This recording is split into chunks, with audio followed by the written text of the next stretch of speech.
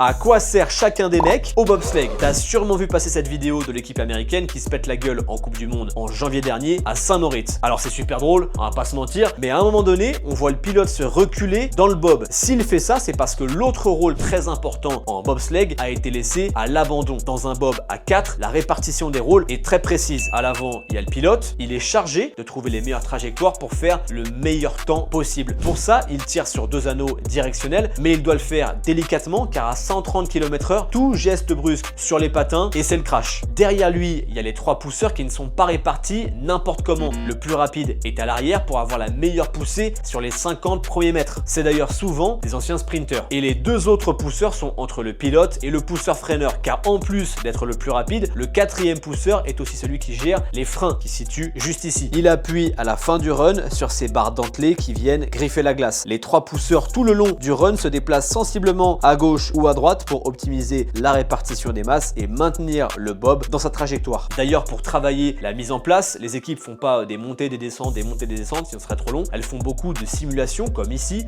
ou alors de visualisation. Comme en F1, les pilotes doivent connaître par cœur la piste, quelle trajectoire prendre, bref, la connaître de A à Z. Pour les bob à 2, il y a juste le pilote et le freineur, mais les plus fous sont en monobob. Eux, ils font tout seuls.